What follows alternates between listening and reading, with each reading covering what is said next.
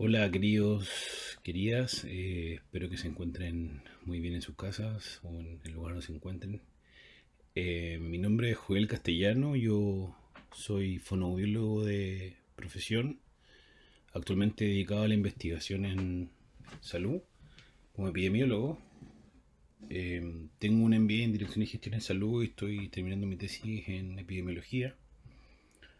Trabajé por más de 10 años en un hospital público del sector sur de oriente de Santiago. Y hoy día, como les contaba, estoy a cargo de algunos proyectos de investigación en la Universidad Católica. En esta serie de cursos, de clases, vamos de alguna forma darle sentido, darle una herramienta, un propósito para que de alguna forma se encanten como algunos de nosotros nos hemos encantado en la salud pública y la promoción de salud. Esta primera clase es la historia natural de la enfermedad, que es cómo se asienta o de dónde viene la base teórica para poder nosotros hablar de promoción y prevención de salud. Como les comentaba, este curso se llama Salud Pública y Promoción de Salud, y como empresa tiene la finalidad de que ustedes de alguna forma se capaciten en el desarrollo integral de estrategias de promoción y educación en salud. La literacidad o la educación, el conocimiento que ustedes puedan adquirir va a ser fundamental para que la población de alguna forma entienda y se haga partícipe de la mejor manera de su propia salud. ¿Ya? Esto de alguna forma viene a quitar o viene a sacar el modelo biomédico clásico por un modelo de determinantes sociales, donde la salud forma parte de un constructo social, forma parte de una estructura macro más importante que es que la simple salud como el estado de salud y enfermedad.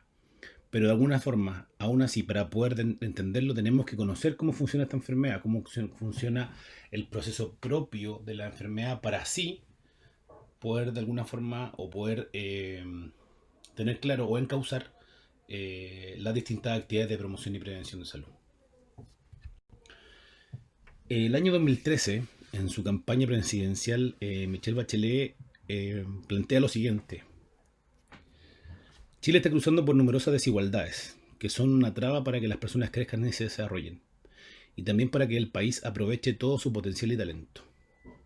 Desigualdades que en definitiva obstaculizan que hoy tengamos un mayor bienestar y calidad de vida sostenible. Esta frase, independiente que sea Michelle Bachelet, que haya sido presidenta de un sector político, es una frase que no es nueva, que no era nueva, sino más bien que vino a retratar o vino a plasmar en una fotografía lo importante que es el sacar a la salud de un mero procedimiento, de una mera atención, sino más bien desde una perspectiva macro, mirada desde arriba, mirada desde el cielo hacia la tierra, para poder ver el mapa completo de cómo se desarrolla la salud y cómo se desarrollan las personas. ¿Ya? La desigualdad siempre va a ser un, una barrera de entrada y una barrera de salida para la calidad de salud. ¿Cómo funciona el desarrollo de una enfermedad? Esto yo creo que algunos quizá ya lo conocen.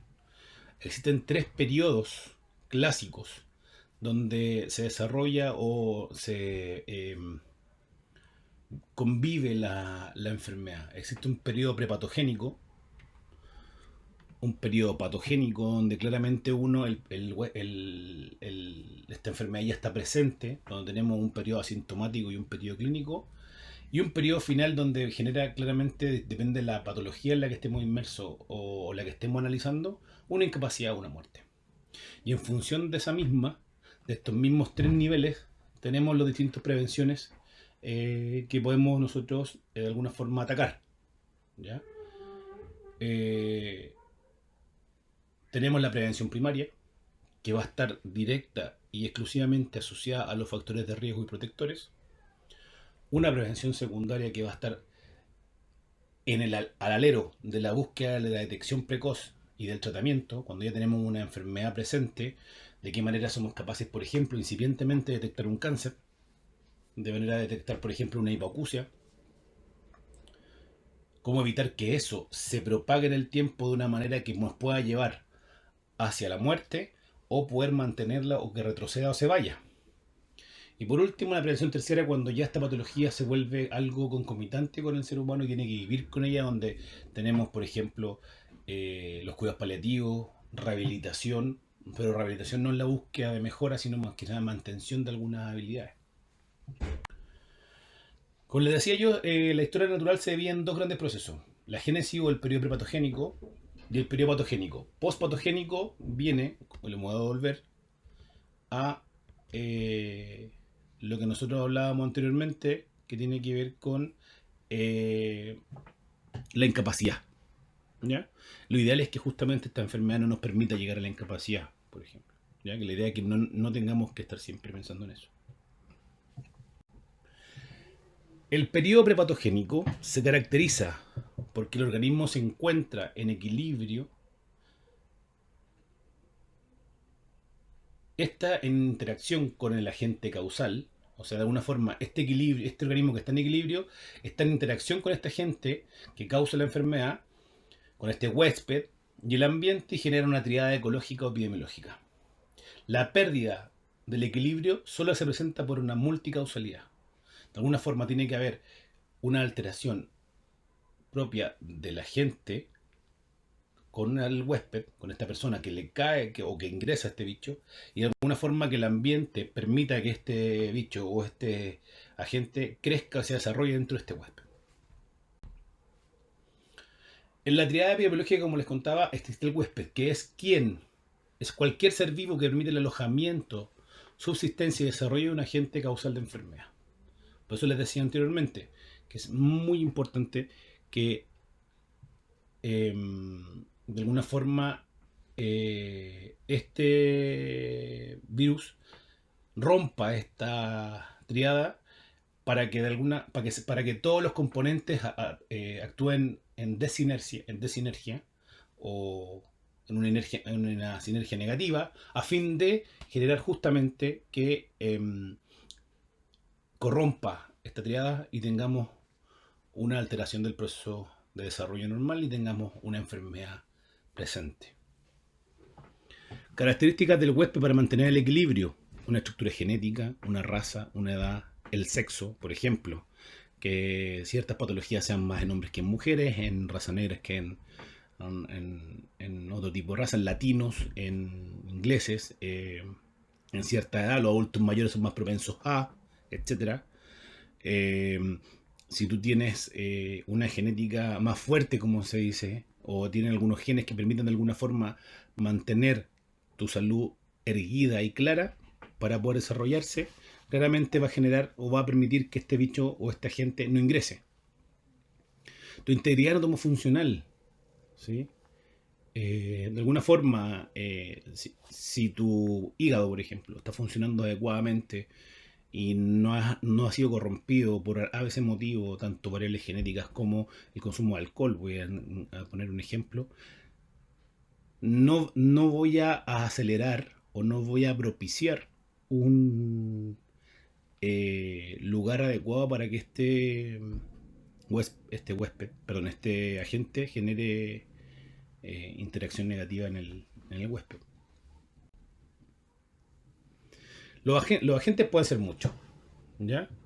Biológico, no biológico, por ejemplo, bacterias, virus, demás, fungicidas. Por ejemplo, antiguamente se decía, y estaba súper descrito en alguna literatura, que la fisura labiopalatina estaba asociada a los pesticidas y a las trajo a las temporeras. ¿Sí? La radiación solar, hoy día los agujeros de la capa de ozono, de alguna forma son agentes externos que van a tener cabida en este huésped, siempre y cuando este huésped tenga lo que ya vimos anteriormente alterado. Alguna de estas distintas eh, variables, capas que puedan permitir que este individuo eh, pierda la capacidad de mantenerse sano. ¿Sí? Luego del periodo prepatogénico nos pasamos al periodo patogénico como tal. ¿Sí? El periodo patogénico tiene una etapa subclínica, que es la fase de invasión de un agente causal o un huésped. En esta etapa se presentan síntomas mínimos o generales, cuyo diagnóstico solo puede confirmarse con exámenes del laboratorio. Por ejemplo, cuando dicen, no, el resfrío se demora 3 días en incubarse. ¿Sí? O el famoso COVID hoy día. El COVID, si tú, por ejemplo, tienes contacto con una persona que es COVID positivo, no tienes medidas de PP adecuadas, te contagias con COVID, y tú vas y te tomas un examen de PCR, lo más seguro que salga negativo en los primeros 5 días. ¿Por qué? Porque estás en una etapa subclínica aún. ¿Por qué? Porque la cantidad de virus en tu cuerpo es muy baja como para que tú presentes síntomas o signos claros de la enfermedad. Por eso, por ejemplo, se promueve que si tú te quieres tomar un examen para ver si realmente tienes COVID positivo, si eres COVID positivo, que esperes al menos una semana o la manifestación de síntomas. ¿Sí? Entonces, de alguna forma estamos diciendo que este periodo subclínico regularmente es totalmente asintomático. ¿Ya? No hay una presencia de síntomas y signos clara, a no ser que microscópicamente o biológicamente por medio de exámenes del laboratorio podamos identificar la presencia de este vector dentro del organismo. Otra situación es lo que pasa con la etapa de horizonte clínico, donde ya empezamos a ver claramente manifestaciones de la enfermedad. Vemos claramente, no sé, por ejemplo, tos seca. El paciente empezó con fiebre algunos días. El paciente empezó con ageusia, pérdida del gusto, anosmia, pérdida del olfato. Parece que está con COVID. O alguno de esos. Ya algunos dicen, ¿sabes qué? Cuando yo empecé con síntomas, no sé cuándo, pero 2 días antes de que empezara con síntomas tuve diarrea. Check. Horizonte clínico. Estamos en la manifestación de los primeros síntomas. Y por último tenemos la etapa clínica, donde comprende los signos y síntomas de una enfermedad, las complicaciones y las posibles secuelas y daños e incapacidad de recuperación o cronicidad, y en algunos casos donde podemos llegar perfectamente hasta la muerte. ¿Ya? Entonces, es así como se mueve, cómo toma sentido o cómo se temporaliza en los periodos patogénicos de la enfermedad. ¿Ya? Traten de ejemplificarlo, traten de buscar, por ejemplo, eh, un cáncer que está, un cáncer de mama, un cáncer al riñón, o una patología menos compleja, la influenza, o una bacteria, cómo se comporta, cuáles son los signos, cuáles son los síntomas, a los cuántos tiempos parte. Hagan una línea y vayan dividiéndola. Se darán cuenta que claramente hay una etapa subclínica, un horizonte clínico y una etapa clínica. Los caminos de la enfermedad. Los caminos de la enfermedad están súper asociados al periodo patogénico. Primero porque hay un horizonte claro de recuperación después de la enfermedad, que es lo que se espera. Nosotros sabemos que el COVID en la gran mayoría de la población puede ser asintomático o si tiene síntomas, regularmente los síntomas duran 14 días. Entonces tenemos claro que después de 14 días debería empezar la persona a recuperar ciertas pérdidas de algunos sentidos, mejorar algunas capacidades respiratorias y otras, con fin de poder tener mejor desarrollo respiratorio, que el sistema, las fallas multisistémicas que estaban presentes dejaran de presentarse, que los niveles del riñón se regularicen, etcétera, etcétera, hasta que la persona se manifieste como sana. ¿Sí? Sin embargo, por ejemplo, un paciente con una meningitis, ¿sí? Que su recuperación va franca, súper bien, tenemos muy buenos positivos, pero generó un daño en un lóbulo, por ejemplo, o en parte de la zona que irriga la arteria cerebral media, ¿cuáles van a ser las posibles cronicidad que va a tener el paciente? ¿Va a tener, va a tener que vivir con una válvula derivativa interna? No, sí. Y en función de esa cronicidad, ¿cuáles son las posibles secuelas que va a tener? Va a tener una disartria, va a tener una fascia, va a tener problemas de deglución, va a perder la vista, va a poder seguir viendo, va a poder caminar, va a poder seguir trabajando. Cuando les hablaba de la primera diapositiva de la desigualdad, por eso les hablaba del modelo de determinantes sociales. No solamente es, va a quedar enfermo o va a seguir, va a seguir enfermo o va a quedar sano. Importante saber si va a volver a trabajar, si va a volver a poder comunicarse con su familia, si va a poder volver a sentarse a la mesa junto a los suyos. ¿Sí? Si va a tener recaídas, si esta es una patología que va a recaer, por ejemplo, un diagnóstico que es una enfermedad súper presente, que es crónica, es el consumo de drogas, la adicción por uso, el abuso de sustancias. Las recaídas son muy frecuentes. Y por ejemplo tenemos una recuperación, el paciente puede ingresar a un tratamiento y puede irse de alta, sin cronicidad, sin ninguna, o puede quedar con daño olfativo, daño respiratorio, cardíaco, neurológico. Eso puede generar claramente recaídas. Y si tiene el punto que viene que dice que la enfermedad sirva de desencadenante de otras enfermedades, por ejemplo, que el adicto claramente porque tanto que consumió alcohol, el hígado se le dañó y generó cirrosis. La cirrosis requiere que el paciente se tenga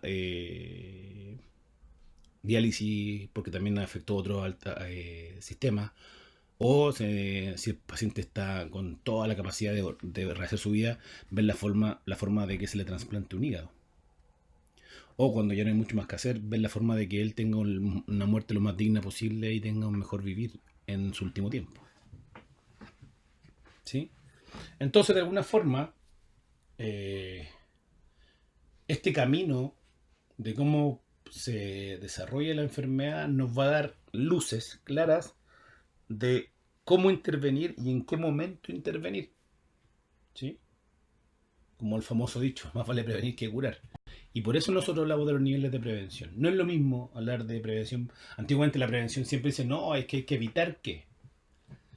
Pero si estamos con una persona que ya, por ejemplo, es crónica, ¿podríamos hacer un nivel de prevención?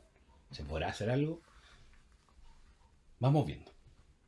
Primero vamos viendo con el nivel de prevención primaria. La prevención primaria tiene como objetivo, y ahí está en rojo y muy claro, disminuir la probabilidad de ocurrencia de una enfermedad en el periodo prepatogénico. Que hablamos de antes que se desencadenen los síntomas. Antes que. ¿Sí? Antes que llegue, antes que ocurra. Ejemplo, la inmunización. Llevar la sal. Aplicación del flúor tópico. Aplicación de los sellantes en los niños. Y como inmunización, el ejemplo claro y la política más costo efectiva, aunque digan lo contrario, es la vacunación contra el papiloma humano. ¿Sí? Esta, a mi juicio, al juicio de Joel Castellano, es una de las políticas más costo efectivas y que más ha costado que la gente entienda que es costo efectiva. ¿Sí? El costo que tiene vacunar versus el costo que tiene tratar un cáncer cervicuterino, un cáncer laringio por papiloma, un cáncer a la próstata o de pene, producto de lo mismo, es mucho más caro que la vacunación.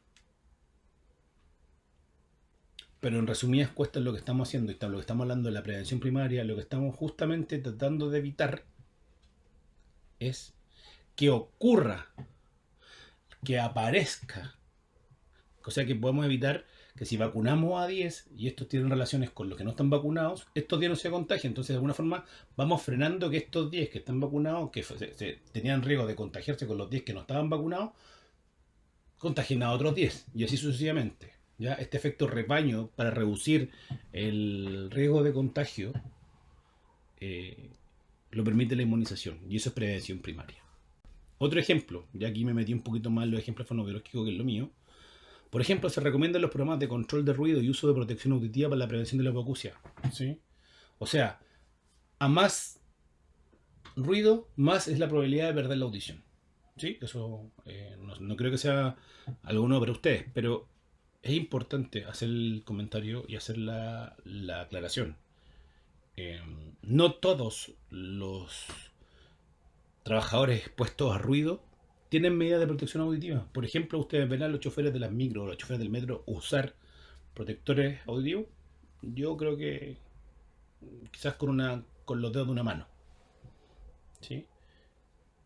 Cualquier ruido que esté sobre los 80 decibeles es sí o sí dañino para la audición y aumenta progresivamente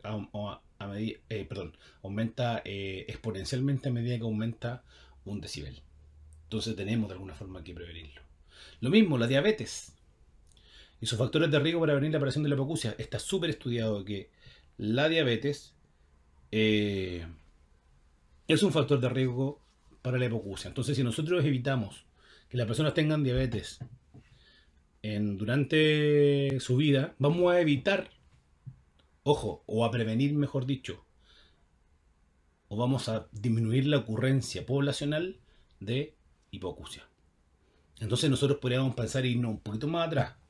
La lactancia materna puede ser la tremenda prevención primaria para la pérdida de la hipoacusia. Porque está súper estudiado que la lactancia materna en niños mayores de 6 meses es un factor protector para la diabetes. Por ende, si nosotros hacemos la línea temporal, la lactancia materna podría ser un factor. No está estudiado porque tendríamos que hacer unas cortes de 80 años y no dan las lucas, no dan. Pero este juego de suposiciones podríamos suponerlo. Entonces podríamos también pensar en una prevención primaria a largo plazo de cosas que no, pues sabemos que la lactancia materna es un factor protector para muchas cosas, diabetes, eh,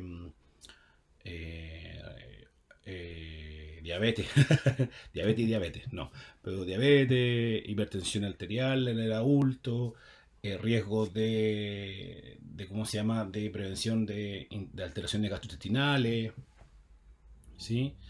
Problemas pulmonares, por la asociación con la inmunoglobulina. La lactancia materna es un factor protector hoy día para el COVID, porque el niño nace con anticuerpos para el COVID.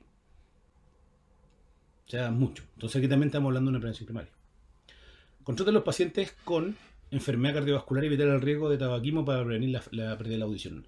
Porque están asociados. O sea, y aquí podemos pasar, por ejemplo, lo mismo, control de los pacientes con enfermedad cardiovascular y evitar factores de riesgo de tabaquismo para prevenir aparte de la pérdida de la audición, por ejemplo, para prevenir el glaucoma.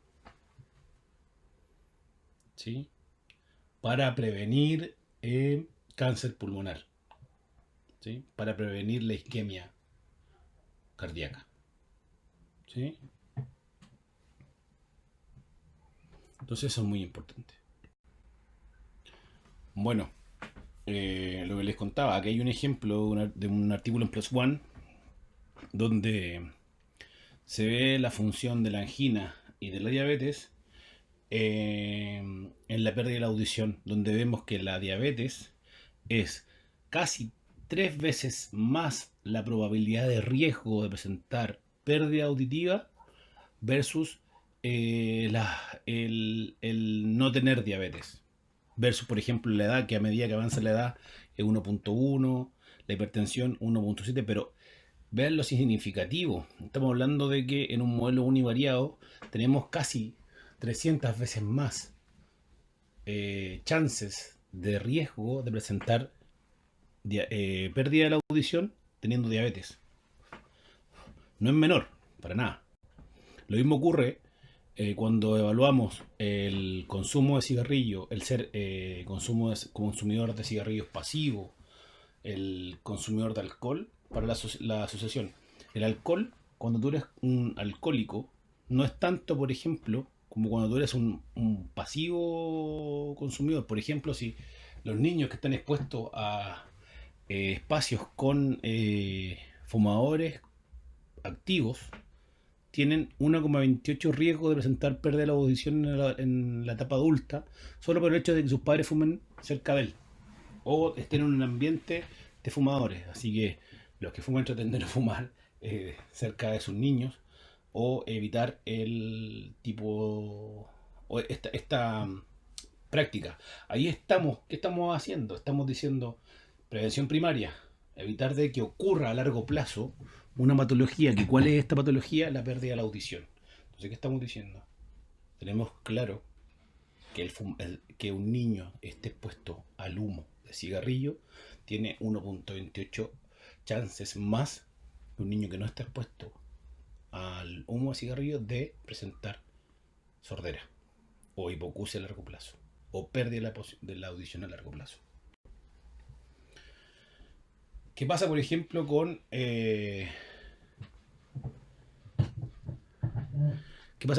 los profesores? Un tema que a mí también me tocó ver alguna vez en la universidad y acá.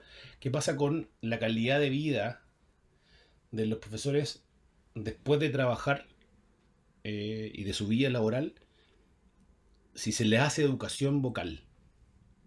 La conclusión es clara, dice,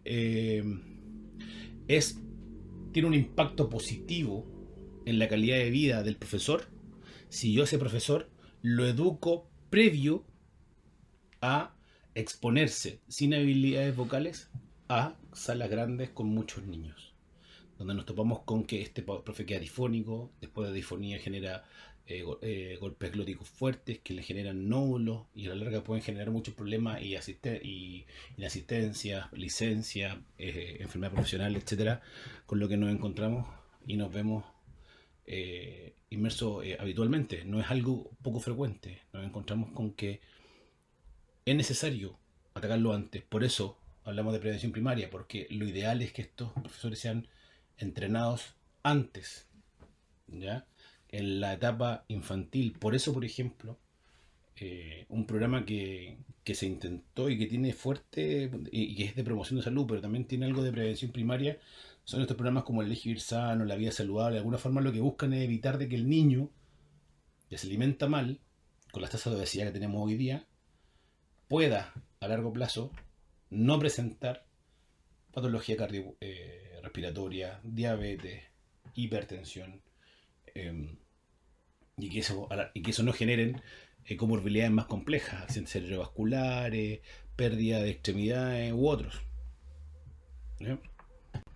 Entonces, a grosso modo, la prevención primaria está enfocada a toda la población con el objetivo de reducir el riesgo medio. De alguna forma, evitar esta chance de enfermarse, de presentar una patología que puede ser compleja. Y también está enfocado en las personas cuyo riesgo de enfermar es alto por exposiciones particulares. Por ejemplo, lo que hablaba del ruido, ¿sí? Una exposición muy, muy particular o poco frecuente. El arsénico, por ejemplo. Los mineros. ¿Ya? Entonces, uno ahí se toma en consideración y dice, uy, chuta, mira, no tenía idea que realmente poniéndole mascarilla puedo evitar que esta persona a largo plazo no muera de un cáncer por un producto de arsénico. O que tengan turnos, o que tengan ciertas medidas de prevención que permitan que evitemos o disminuyamos los riesgos al máximo para que a largo plazo esa persona no presente esta patología. Prevención secundaria. ¿Cuándo hablamos de la prevención secundaria? Cuando tenemos que disponer de un método seguro y válido o exacto de detección de la enfermedad. Ya no es prevenir de que aparezca la enfermedad, sino que tenemos que tener un método de evaluación que nos permita encontrar a los enfermos. ¿Ya? Y a su vez, la existencia de métodos terapéuticos eficaces con el fin de evitar que la enfermedad se propague, se masifique o en el cuerpo de este individuo y que le genere a largo plazo más problemas. Por ejemplo, el PAP. ¿Sí? El PAP es una prevención, no puede ser primaria porque con el PAP no estamos tratando de evitar de que aparezca algo.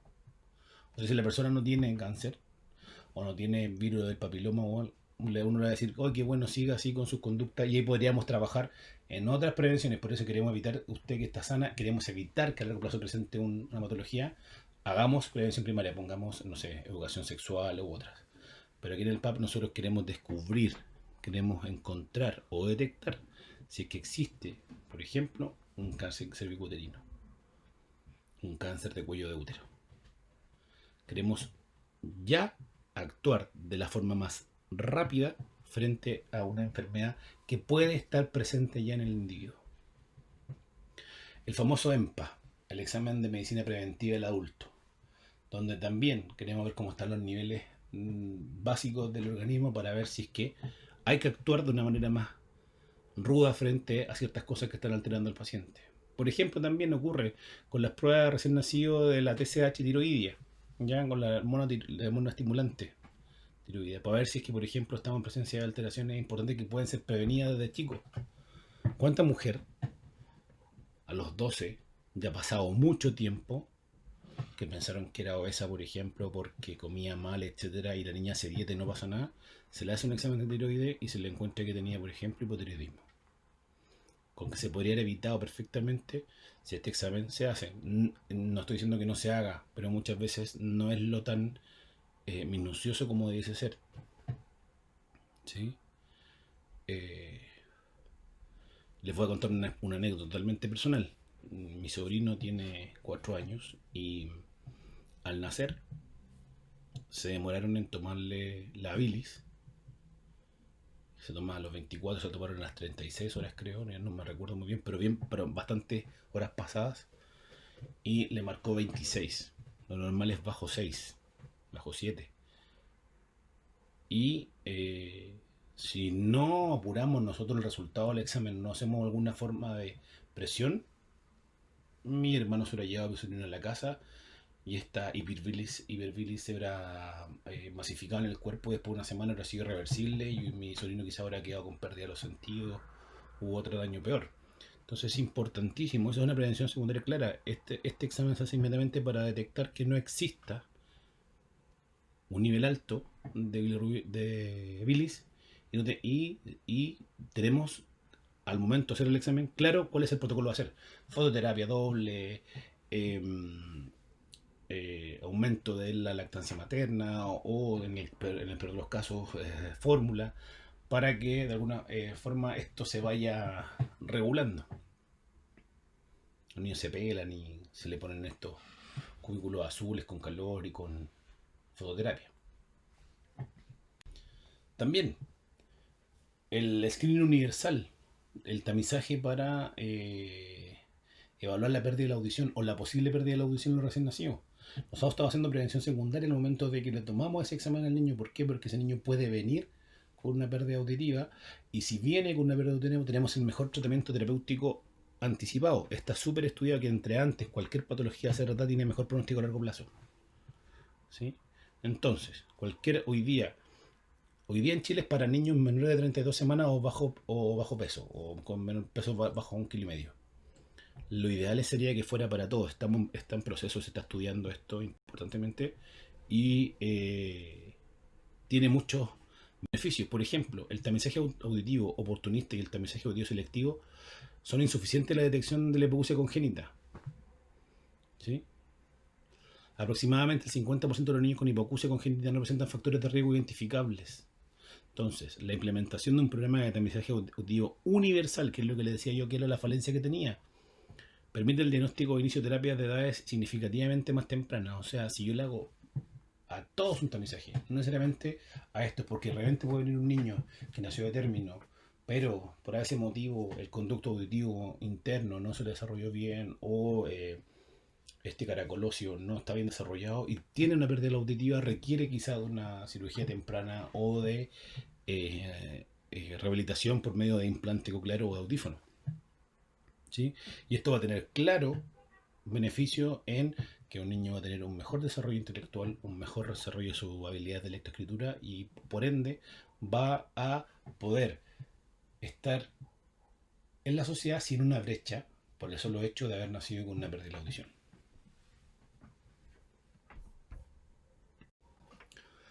Otro ejemplo asociado a lo mismo es el tamizaje de la hipoacusia en personas mayores de 65 años. Ustedes en sus centros de atención han visto a los adultos mayores con audífono cuánto tiempo tienen que esperar para que se le haga una audiometría, se le haga una impedanciometría y se le pueda implementar un audífono. Perfectamente pueden pasar 2 años. ¿Y, ¿y qué pasa en su vida cotidiana? En la forma como se le entregan las indicaciones médicas. Ahí nos vemos nuevamente en este modelo de determinantes sociales. No solamente es que ella con el audífono va a escuchar mejor, que va a escuchar mejor. Va a escuchar mejor las indicaciones que ustedes le dan. Va a escuchar mejor las cosas en la casa. Va a poder darse cuenta, por ejemplo, si están tocando el timbre o no. Va a poder darse cuenta si alguien le pide ayuda o no. Debería realizarse al menos una vez al año y no cada 2 años cuando debiese. Hay un estudio de un colega que dice claramente que los adultos mayores pierden su interés en el audífono producto de la falta de entrenamiento y de controles. Al adulto mayor le colocan primero uno, ni siquiera en los dos, cuando tenemos un adulto con pérdida de la audición, adulto mayor, regularmente bilateral, le colocamos uno y lo mandamos para la casa. Nadie lo controla, nadie se lo calibra. ¿Y qué hace ese adulto mayor? Se me acabó la pila, nadie me enseñó a poner la pila, lo guardo y lo boto. Yo prefiero quedarme como estoy. ¿Por qué? Porque está sonando un pitito, porque yo no escucho, porque tengo una cuestión que me está molestando en el oído. Y más encima, no escucho. ¿Para qué lo voy a usar? Po? Entonces es importante también considerarlo como prevención secundaria.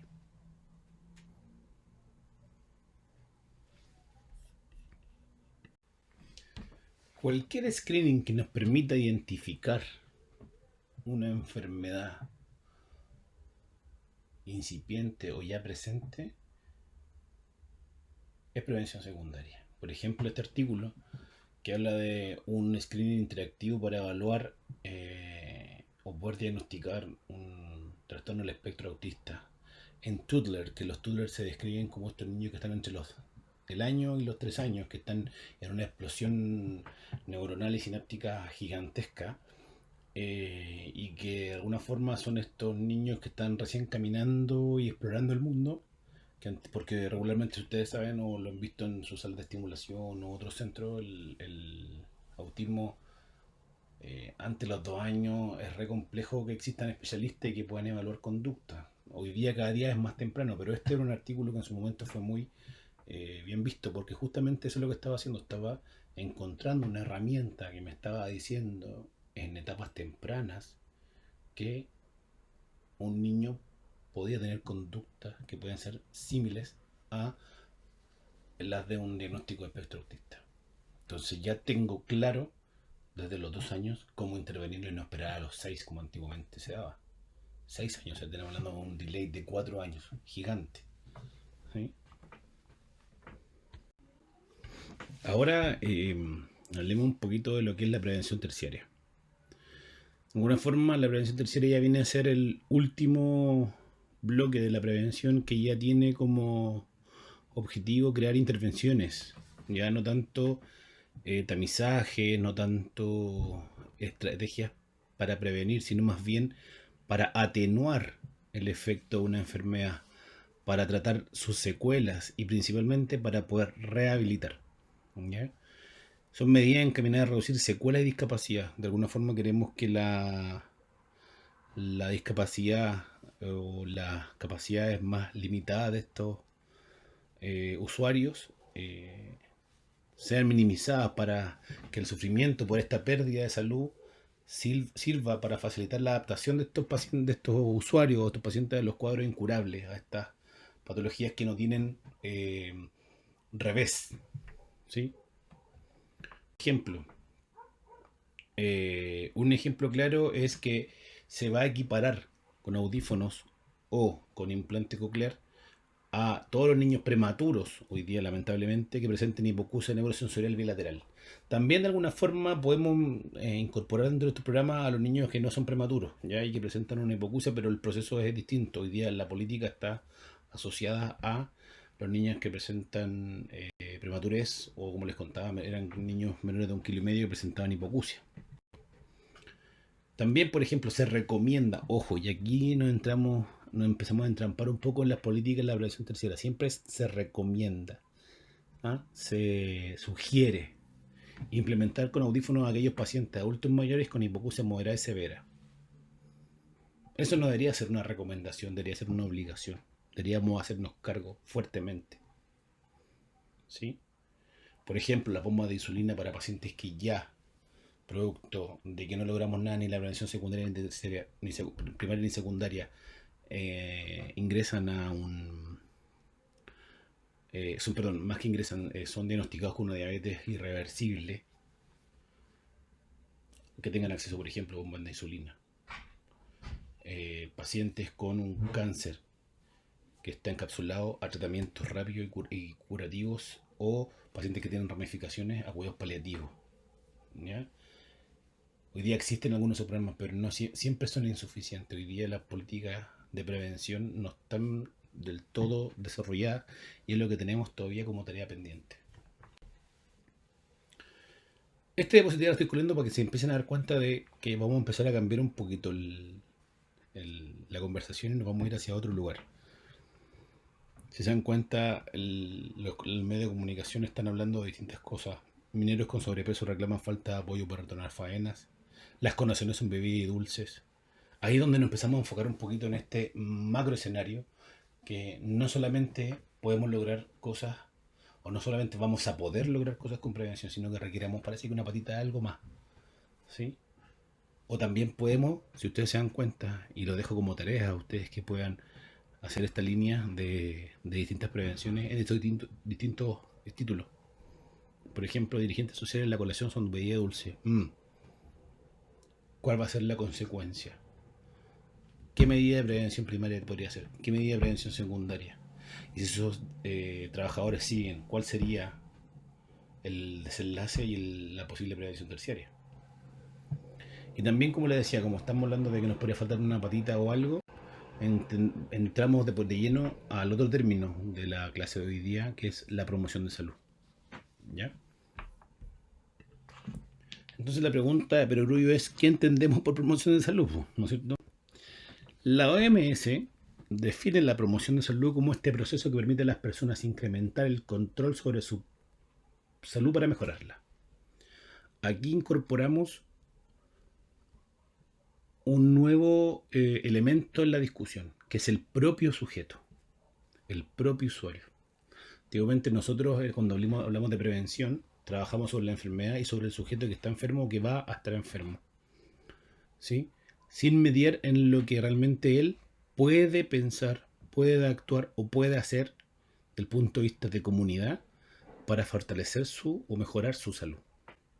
Como bien dice después el punto seguido, se trata de un proceso político y social, requiere ambas partes, ¿ya? Esto es totalmente transpolítico, por ponerle un tema, ¿ya? O trans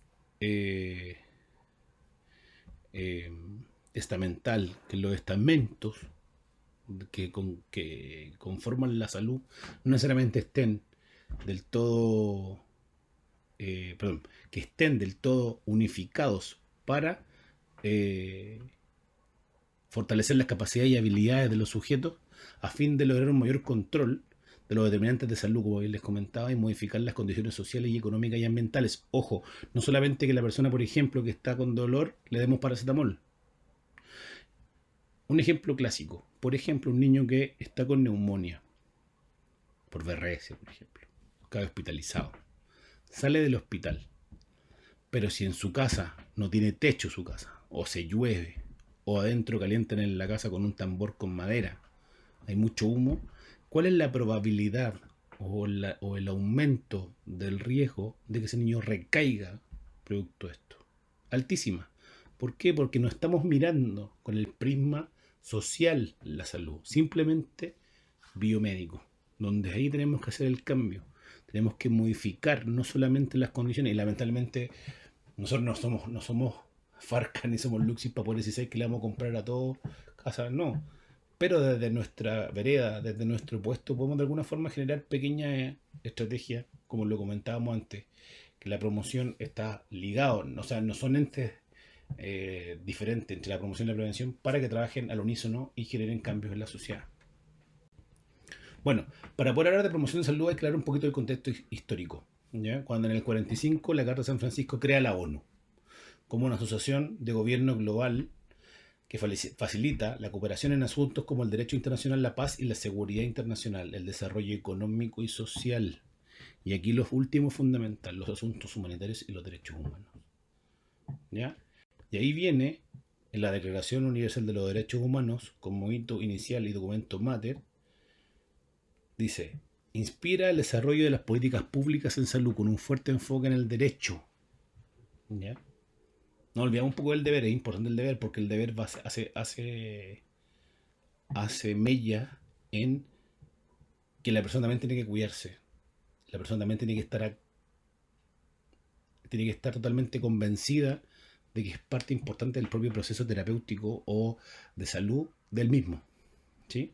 Pero más que nada en ese tiempo se hablaba del derecho porque estaba muy mermado el derecho, no existía el derecho en general. Estábamos un poco con naciones todavía muy autoritaristas.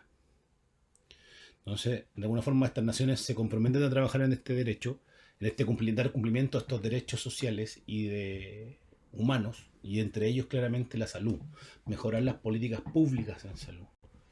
Y la LON en el 74, en su informe, marca un antes y un después en la mirada salubrista, abriendo la opción de centrarse por primera vez en la salud y no en la enfermedad. Como históricamente lo habíamos hecho. Los modelos biomédicos es enfermo, le doy pastillas, le doy algo y se trata. La salud la empezamos a mirar de una perspectiva más desde lejos, con el ejemplo que les contaba yo cuando hablaba del modelo de determinantes sociales. El padre de los determinantes sociales, entre comillas, en salud. Después vino de Champs y otros autores que hablan del modelo de determinantes sociales, pero por ejemplo, o de la epidemiología social. Pero Lon describe que en general la salud poblacional está medida por cuatro grandes variables. Una es la propia del ser humano, que es la biología humana, la biología poblacional, la genética, que es lo que hablábamos al principio de la clase cuando hablábamos de que la raza de repente o la región donde uno vive tiene determinadas características que van a generar que tenga más o menos riesgo en ciertas patologías o en ciertas enfermedades. Otra variable importante es el medio ambiente físico y social. Por ejemplo, si yo estoy viviendo en Santiago, tengo más riesgo, por ejemplo, al estrés, a la contaminación, que si estuviera viviendo, no sé, por ejemplo, en Puerto Octay, en, en algún pueblito pequeño con miras al mar, con la chimenea ahí violita, lloviendo y uno viendo cómo el mar se mueve, etcétera. O, por ejemplo, si mi trabajo es manejar una máquina que me expone a mucho ruido, o que salta mucho, mis riñones también sufren. O, por ejemplo, en el norte, en Iquique, donde había una alta exposición a arsénico, a plomo,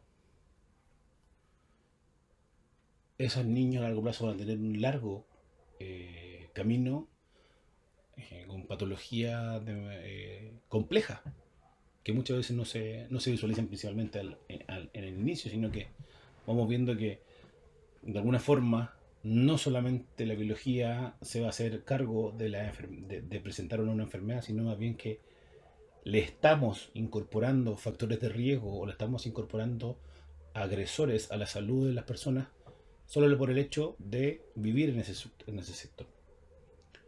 Otra variable es el sistema sanitario y la protección social. ¿Cómo funciona mi sala de salud? ¿Cómo funciona nuestro servicio de salud? ¿Cómo está compuesta nuestra salud? ¿Tenemos atención primaria de calidad? ¿O más que contamos con los profesionales idóneos? ¿Tenemos la cantidad de profesionales por per cápita, por población, que cubre la necesidad de esa población o no?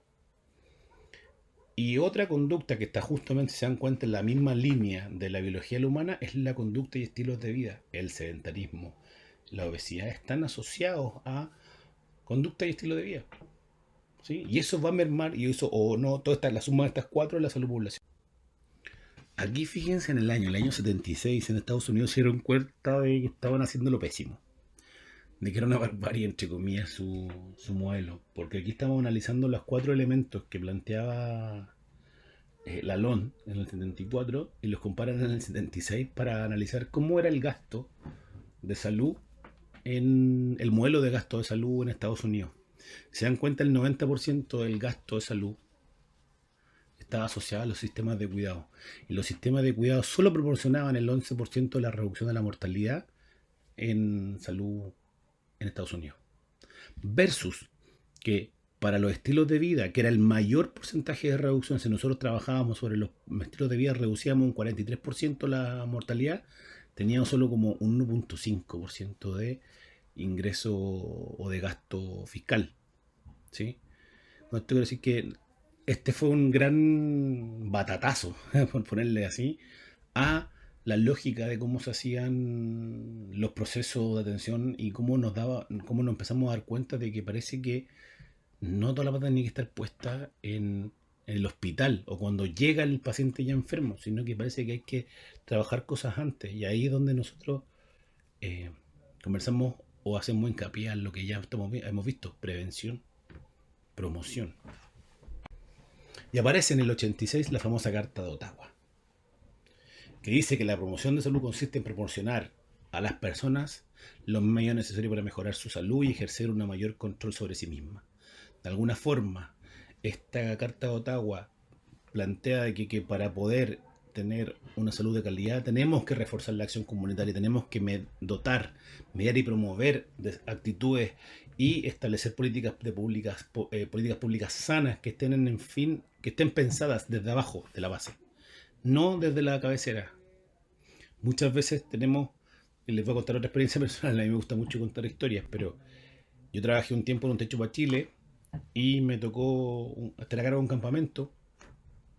Y en este campamento, una de las políticas del techo en ese momento, estoy hablando ya hace como 20 años atrás, no tanto, como 17 años atrás, 15 años atrás, la idea era educar a estas personas para que tuvieran una mejor calidad de vida. Entonces uno iba con un montón de programas, no sé, economía casera, clases de temas legales, cómo pagar una luz, cómo pagar el agua, cosas súper simples. Y tú llegabas con una cartera de programas listos. Pero cuando llegabas te das cuenta que las señoras de la casa me decían: es que yo antes de saber cómo pagar una cuenta, yo necesito aprender a sumar, o restar, o identificar las monedas en la casa. ¿Cuál vale más, cuál vale menos? Entonces, claro, nadie le preguntó a ellos específicamente qué era lo que tenían que hacer, sino más bien le impusimos un sistema que, como bien les mostraba la diapositiva de Estados Unidos, le impusimos unos buenos hospitales, le impusimos unos buenos sistemas de atención en UCI, pero no nos preocupamos de que evitemos que estos pacientes lleguen allá. Lo mismo pasa acá. ¿Sí? De una forma más burda el comentario, pero es lo que les quería comentar. La Carta de Ottawa establece 5 áreas de acción. Primero, construir políticas públicas saludables. Y ese es el fin también de un poco del curso. Cómo reconocer políticas públicas saludables para la población y para nuestra población. Facilitar la creación de ambientes que favorezcan la salud. El ambiente físico y social influye en la salud de las comunidades. Por ejemplo, bueno, un ejemplo súper burdo, que en la junta vecinal tengamos baile entretenido. Claramente sin el COVID, o cuando tengamos, depende de la fase en la que estemos, con la distancia social requerida y que podamos de alguna forma movilizarlo. Que tengamos, por ejemplo, gimnasios para adulto mayor. Que tengamos programas de lavado de dientes. Que suenan súper así. Oye, pero ¿cómo? Pero son necesarios. Desarrollo de habilidades personales. Y la última, y ojo, aquí en desarrollo de habilidades personales hay que tomar en consideración que suena súper también general, pero la gente no sabe cómo cuidarse. La gente no sabe que en vez de estar acostado o estar viendo tele 6 horas, podría estar 4 y darse una vuelta en la plaza y ir a comprar, Y en vez de comer 10 panes, se puede comer 3, y etcétera, etcétera. Y por último, también asociado al ejemplo anterior de Estados Unidos, reorientar los servicios de salud. Ahí es donde nacen los CEFAM, donde nace la atención preocupada en la comunidad. Olvidémonos de que lleguen al hospital, trabajemos antes, trabajemos en la comunidad, pongamos un centro de atención en la comunidad. ¿Sí? La OMS promueve estos 4 también principios básicos para la promoción de salud. Comprender a la población, y eso es fundamental. Aquí, por favor, le hago el hincapié. Si no tenemos idea de qué población, como les comentaba el ejemplo del techo, si no tenemos idea de qué población es la con la que estamos trabajando, muy difícil es que podamos generar acciones reales de promoción de salud. Porque la acción sobre las acusas o determinantes de la salud están centrados en comprender a la población. Combinar también disciplinas diversas pero complementarias. Hay que trabajar la comunicación, la literacidad. Hay que hacer que la gente entienda lo que él le quiere decir. Cuando en la orden médica dice 3 veces al día, ¿qué significa? ¿Me tomo 3 al día? ¿Me tomo al día 3? ¿O una cada... o le divido? ¿Cómo divido eso? Le hago un cuadernito. ¿Sí? En vez las teles que pasen, dejen de pasar, y aquí quizás no ocurre, pero yo lo he visto en muchos CEFAM, que deje de pasar la comedia y busquemos infografía interesante en las televisiones. ¿Sí? Ir a los gobiernos comunales, ir a hablar con los alcaldes, ir a hablar con los jefes de las juntas de vecinos, ir a las juntas de vecinos, si es necesario, si son comunidades chicas, ir a las casas. ¿Por qué el adulto mayor hoy día tiene que ir al consultorio? ¿Por qué no podemos ir nosotros? Y evitamos que se contagie de otras cosas, en campaña de invierno, por ejemplo. Por último, aspira a la participación efectiva de la población, y aquí es importante el diálogo ciudadano y los plebiscitos comunales. ¿Qué quiere usted en salud? ¿Se lo han preguntado usted a su usuario? ¿Qué realmente es lo que necesitan, qué les falta? Porque si no tenemos claro eso, es muy probable de que metamos los pies al barro. ¿Sí? Y creemos que en verdad estábamos más mal que bien, o quizás estamos haciendo lo perfecto. No conozco muy bien la realidad de ustedes, pero quizás hay que preguntárselo. Y claramente la pregunta es: ¿qué se ha hecho en Chile o qué hay en Chile? Se elaboró un plan de promoción de salud eh, donde se planteaban 2 grandes elementos: la salud como un bienestar al que tienen derecho todos los ciudadanos, donde la satisfacción de necesidades es lo principal, buscar que las personas se sientan bien, garantizar al máximo la potencialidad de la salud de las personas que viven en esa comunidad. Y claramente, ¿cómo logramos? Con acceso a la oportunidad, al debate, a la participación, al acceso oportuno a medicamentos, que suena súper burdo, al acceso oportuno a un audífono y no tenés que esperar 2 años. Y por otro lado, relación salud y vida. La salud es fuerza, sincronía interna. Suena medio romántico, pero es cierto. La salud es cuando el reloj interno funciona espectacular, vulgarmente la raja. Tenemos esta mecánica del reloj con su sincronía perfecta. ¿Sí? Hay una organización social, una interconexión intelecto, cuerpo, espíritu ocurriendo aquí y ahora. Mi cuerpo y mi mente están bien, porque yo puedo estar bien físicamente, pero puedo estar muy mal de cabeza. Y si estoy muy mal de psique, claramente va a perpetuar que yo tenga dificultades desde el punto de vista físico. Y este es un ejemplo, y también no sé si alguno lo ha visto, pero los riesgos para la salud son como esta bola negra, ¿ya? Que cuesta quitarlos, ¿ya? Pobreza, vivienda inadecuada, desempleo, malnutrición, falta de educación, riesgos ambientales, y podemos ponerle un montón de gradientes para que esta bola claramente se le venga encima a este pobre cristiano que está ahí y termine muerto. Entonces nosotros, ¿cuál es la pega en este gradiente? Esta es ser la mano que apoya a este compadre para que la pelota salga de ahí y logremos cambios importantes. Y eso es trabajar en actividades que estén orientadas a la prevención.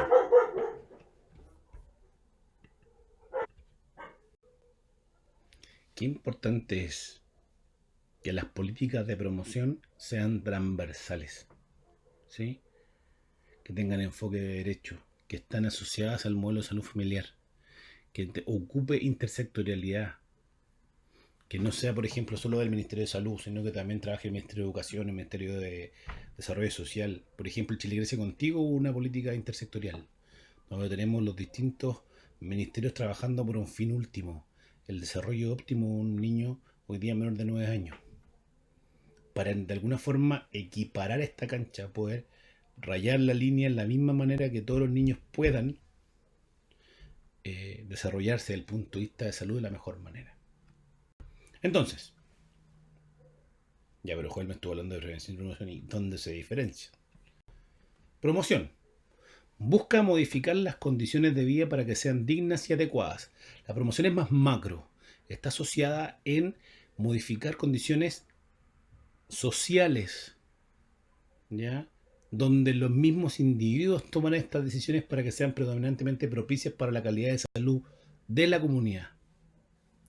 Diferente es la prevención, que está orientada hacia la acción de detección y control de factores de riesgo o causales de una enfermedad o un conjunto de enfermedades específicas. Se basa específicamente en la enfermedad, no en el diagnóstico participativo de salud, ¿ya? Entonces, de alguna forma, su base es la enfermedad y los mecanismos para atacarla mediante el impacto sobre los factores íntimos que la generan o aceleran. Acá le dejo un cuadro comparativo donde está la diferencia entre promoción y prevención desde el punto de vista de estos elementos: modelo de intervención, qué estrategias, los abordajes, ¿ya? Por último, un tema no menor que está asociado a la promoción y la prevención de salud y que para ustedes es fundamental es el diagnóstico participativo. Sin esto, ni la promoción ni la prevención pueden llevarse a cabo de la mejor manera. ¿Por qué?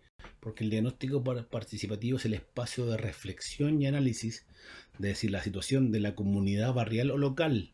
No estamos hablando acá de la región metropolitana, del país Chile, de Latinoamérica. Estamos hablando de, por ejemplo, Quinta Normal. Y ni siquiera de Quinta Normal, estamos hablando del barrio Garín,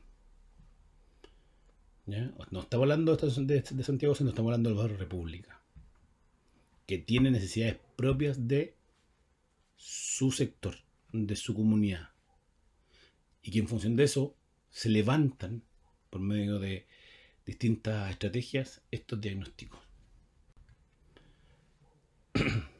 ¿Qué consideraciones son importantes tomar en cuenta? Para contribuir al desarrollo sostenible de la comunidad debemos partir del conocimiento de las condiciones de vida de la población, cómo viven ellos, cuáles son sus realidades económicas, sociales, políticas y culturales, qué nivel de educación tenemos promedio, cuál es la media de años de estudio, cuál es el ingreso per cápita, ¿ya? Una pequeña encuesta de salud, cuáles son las morbilidades más comunes, ¿sí? ¿Qué políticas frecuentemente están trabajándose más en nuestra comunidad? Solo al tomar conciencia de estas realidades, el hombre puede convertirse en el agente y sujeto de cambio. Porque si yo logro meter a estos usuarios en el diagnóstico participativo, logramos entender y hacer un diagnóstico y aparte una línea base con todas sus quiénes son, podemos lograr que este sujeto le diga: ¿sabes qué, compadre? Usted está comiendo mal. Pero usted está comiendo mal no por esto, por esto, por esto. Nosotros vamos a intervenir aquí. Entonces, de alguna forma logramos multisectorialmente abordar a este sujeto y esta comunidad. Permite contribuir mediante la capacitación y la autovaloración y reconocimiento potencial de los miembros de la comunidad. La autovaloración y reconocimiento de potenciales, ¿ya?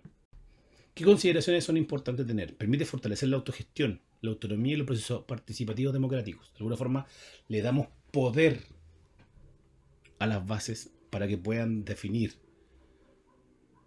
por medio de nuestra delimitación, claramente. Tampoco podemos dejarlo en libre albedrío, de las necesidades más claras en salud. Permite superar el espontaneísmo en las prácticas de trabajo, lo que les contaba yo, el ejemplo del techo, y imponerle lineamientos de planificación que realmente no están claros. Y para eso tenemos dos grandes diagnósticos. Tenemos los diagnósticos parciales y el amplio. Por ejemplo, diagnóstico parcial. Aspectos a mejorar en el proceso de atención del adulto mayor en la unidad de farmacia. Nos dimos cuenta que a la señora les dan un número, espera 3 horas. ¿Por qué? Porque hay poco personal, porque no funciona bien, porque los medicamentos no están y las indicaciones son malas. Un diagnóstico amplio. Necesidad de cambio en el proceso de atención de toda la unidad involucrada en la atención del adulto mayor. Vamos a intervenir la unidad del adulto mayor. Por ejemplo, vamos a llamar por teléfono, decirle, señora, según mi registro le quedan 4 los sartán. Entonces tiene que venir hoy día martes o miércoles, vamos a decir que es miércoles. El próximo lunes tiene que venir, o el viernes, preferiblemente para que no se quede el fin de semana sin pastillas, venga a retirar, o incluso le vamos a ir a dejar, o vamos a ir a la junta vecinal más cercana el día tanto a entregar los medicamentos de todas las gente de su sector. Entonces, si usted lo ve a la señora Juanita, acuérdele también que tiene que ir a buscar sus remedios. ¡Pum! Entonces, ¿qué elemento hay que considerar desde la perspectiva comunitaria? Que es el primer paso para transformar la situación actual y mejorar las condiciones de vida, la calidad de vida. Obvio. Le estamos dando herramientas para que ellos mismos puedan mejorar su propia calidad de vida en salud. Ojo, que no es un proceso así tan light, es un proceso sistemático que tiene que evaluarse, que tiene que autoevaluarse, que tiene que tener una carta Gantt si es necesario, tiene que tener fojas intermedias, tiene que ir evaluando cómo va el proceso y si es que no está bien o está mal, remodificarlo. Es un proceso totalmente dinámico, ¿no? Y es un proceso de reflexión y acción. Nosotros tomamos en cuenta algo y hacemos algo por eso. No nos quedamos con, vamos a elaborar un informe para que eso quede guardado en la carpeta de los 500.000 informes más que hay. No, sino que tenga una constante y una clara acción. Entonces, primero hay un diagnóstico situacional. Y eso es muy importante hacerlo. La primera etapa. ¿Cuáles son los antecedentes históricos? ¿Quién es esta comuna? ¿Quiénes son? ¿Quiénes la componen? ¿Dónde está inmersa? ¿Cuál es la temperatura clásica? ¿Cuáles son las enfermedades más delimitantes? ¿Cuál es la demografía? ¿Sí?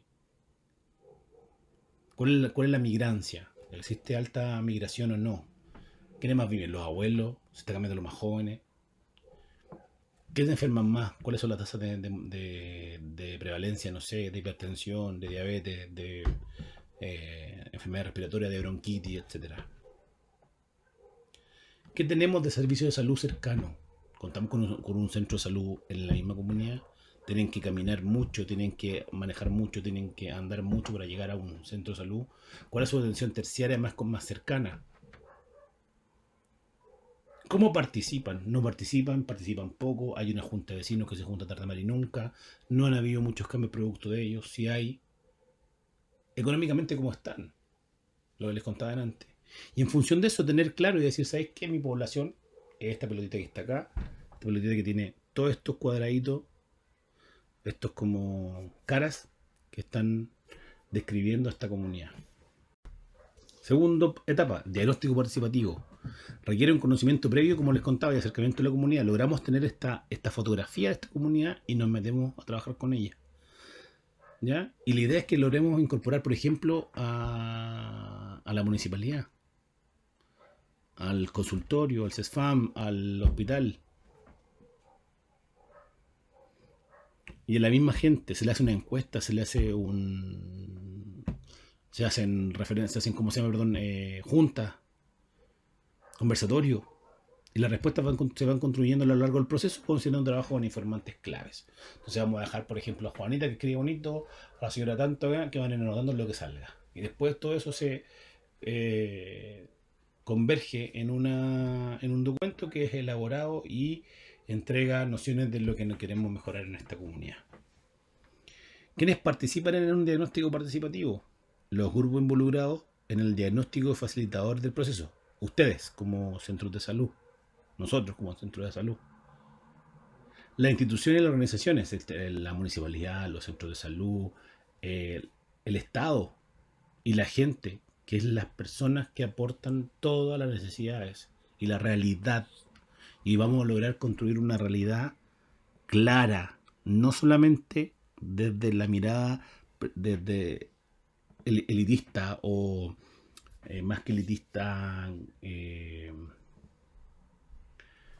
política, ¿sí? Por último, los diagnósticos participativos en salud pública forman parte de la planificación de las acciones de salud en territorio para una población determinada. Me van a entregar herramientas gigantes para población determinada. Me van a entregar tremendos mapas de posibles actividades de prevención primaria, secundaria, terciaria y de promoción de salud. Es imprescindible contar con la participación de la comunidad para lograr intervenciones efectivas. Y eso es con lo que me quiero quedar después de esto en diagnóstico participativo. Necesito contar con lo que me dice la señora Juanita, la dueña del almacén, que ve que compran todos los días acá y que ella pone fruta y no la pescan, o, el control de las plagas de la señora Andrea que tiene 5 perros y está lleno de garrapatas. ¿Sí?